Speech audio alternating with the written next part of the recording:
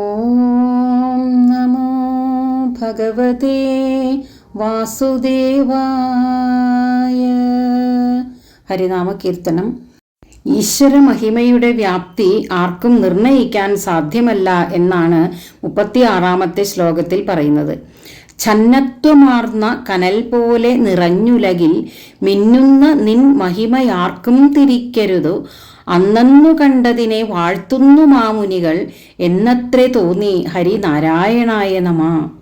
ലോകം മുഴുവൻ വ്യാപിച്ച് എപ്പോഴും പ്രകാശിച്ചു കൊണ്ടിരിക്കുന്ന ഈശ്വരമഹിമ ചാരം മൂടിക്കിടക്കുന്ന കനൽക്കട്ട പോലെയാണ് എന്ന് പറയാണ് എഴുത്തച്ഛൻ. അതിനെ ആർക്കും അത് തിട്ടപ്പെടുത്താൻ കഴിയില്ല. മഹർഷിമാർ കൂടി തങ്ങൾ അന്നു കാണുന്നതിനെ വാഴ്ത്തുക മാത്രമാണ് ചെയ്യുന്നത് എന്നാണ് എനിക്ക് തോന്നുന്നത് എന്നാണ് എഴുത്തച്ഛൻ പറയുന്നത്. ഛന്നത്വമാർന്ന കനൽ എന്ന് പറഞ്ഞാൽ ചാരത്തിൽ മൂടിക്കിടക്കുന്ന തീക്കനൽ, മിന്നുന്ന എപ്പോഴും പ്രകാശിച്ചു കൊണ്ടിരിക്കുന്ന നിൻ മഹിമ ആർക്കും തിരിക്കരുത്. എന്നാൽ ഈശ്വരമഹിമ അളക്കാനോ അതിൻ്റെ വ്യാപ്തി നിർണയിക്കാനോ ആർക്കും സാധ്യമല്ല. ചാരത്തിൽ മൂടിക്കിടക്കുന്ന ഒരു കനൽക്കട്ട പോലെയാണത്. അതിൻ്റെ പ്രകാശം എത്താത്ത ഒരിടവും പ്രപഞ്ചത്തിലില്ല. ചാരം തീക്കനലിനെ മറയ്ക്കുന്നത് പോലെ മായ ഈശ്വര മഹിമയെയും മറച്ചിരിക്കുന്നു. പ്രപഞ്ചം മുഴുവൻ വ്യാപിച്ച് പ്രകാശിച്ചു കൊണ്ടിരിക്കുന്ന ഈശ്വര മഹിമ മായയാൽ മറയ്ക്കപ്പെട്ടിരിക്കുന്നു. ഒരു ചാരം മൂടിക്കിടക്കുന്ന തീക്കനൽ, ആ ചാരത്തിനടിയിൽ തീക്കനൽ ഉണ്ടെന്ന് നമുക്ക് മനസ്സിലാകുന്നില്ല.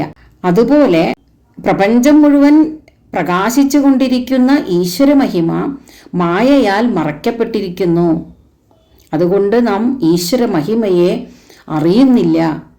ദിവ്യദൃഷ്ടിയും ജ്ഞാനദൃഷ്ടിയുമുള്ള മഹർഷിമാർ ഈശ്വരന്റെ മഹാത്മ്യങ്ങളെ പല പ്രകാരത്തിൽ വാഴ്ത്തിപ്പാടിയിട്ടുണ്ടെങ്കിലും അവരും ആ മഹിമ പൂർണ്ണമായി അറിഞ്ഞിട്ടുള്ളവരാണെന്ന് കരുതുന്നില്ല എന്ന് പറയുന്നു.